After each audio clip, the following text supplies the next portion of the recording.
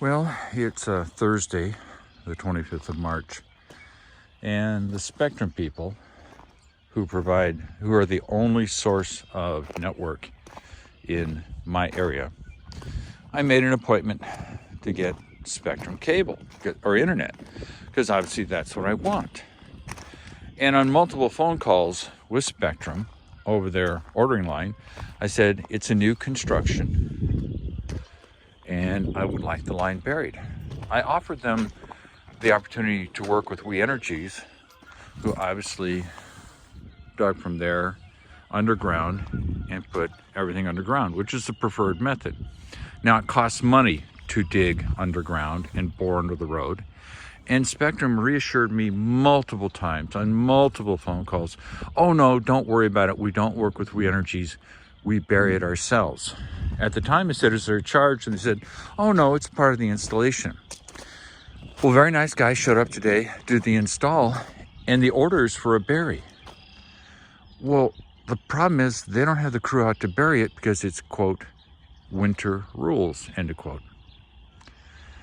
So I'm standing here trying to figure out, okay, do I get charged for having it dug to the house?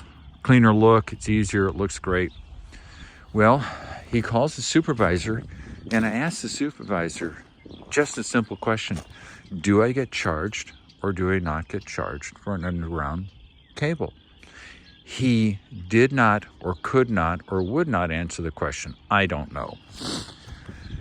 And I said to the fellow who's helped me, I need to know, am I going to get charged? Am I not going to get charged?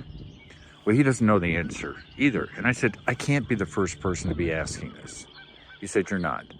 So why can't I get a direct answer to a direct question? And boy, has it been Waffle City. Now, I have the lines right there. Those are the RG6 and the Cat6 cables, so there's any cable they need. It runs into the network room. But what I can't get is an answer to my question from Spectrum, which is, do I get charged to have the line drop from there, have it go underground here? They cannot answer that question. So I have a choice of having an airdrop, which is fine. There's the cable, it comes all the way over here. It'll be high enough to avoid any traffic going down the road. Obviously, I don't want something drilled into the house, but you gotta do what you gotta do. I had assumed, after numerous phone calls with Spectrum, our provider here in Wisconsin, that they were gonna do a burial. Well, it appears to be on the order for my cable, but nobody knows the answer. And we've got what are called winter rules. So we'll see if we get an answer. Hopefully. The guy helping me is great, very polite. I'll be back. Well, here's the update on my Spectrum thing. And I'm going to be the first one to open up and say, listen, my concerns about my internet access, they're first world problems. In the whole scheme of things, I'm very lucky. The world is great. I shouldn't be whining about this, but hey, what the heck? So the guy who came out to do the install, the order said it was a bury. And as I pointed out to him, I said, where did they mark out the lines? Well, they didn't. Where's the crew to do the bury? There isn't one. He shows up, nice guy, pleasant guy, delightful, professional, no complaints at all. And I said, it was ordered as a bury from there over to there, the bottom line. And he smiled and understood. And I said, we called your boss, and your boss can't give us a straight answer about whether you charge for the burial or the underground. Burial sounds a little weird.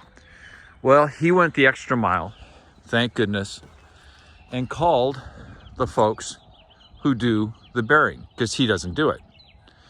It's no charge. It's part of the package. You might want to ask why I want the line buried. It's a good question. Because I don't want something dug into the side of the house. Anybody who's been watching this channel for a while knows that this house is incredibly well insulated.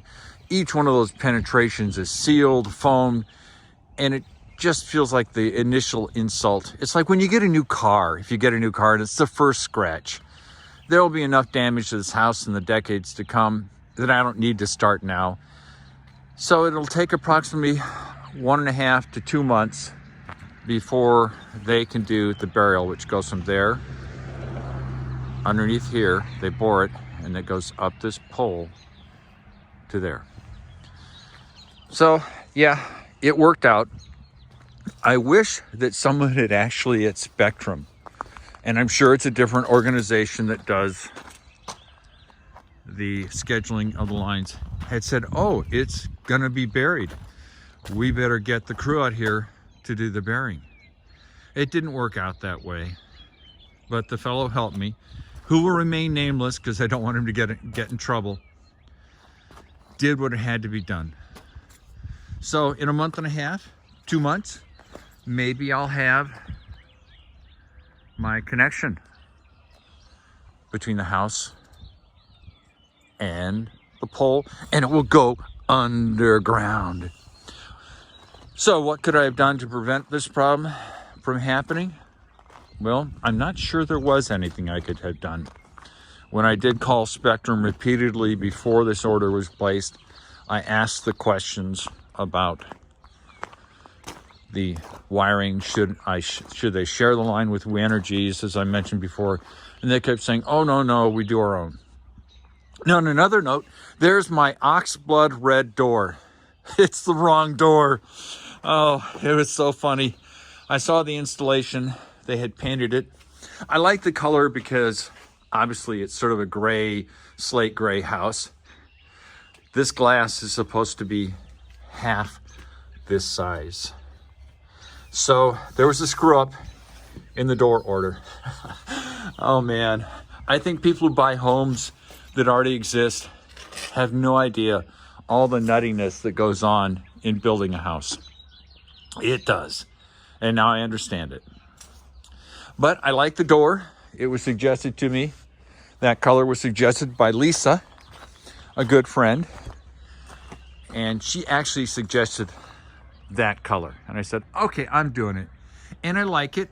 It's a nice splash of color in an otherwise very neutral home. It rocks. So that's a good thing. More first world problems to come in the future. I'll try to make sure people think of me as being a little spoiled little brat, and we'll go from there. Talk to you later. Bye.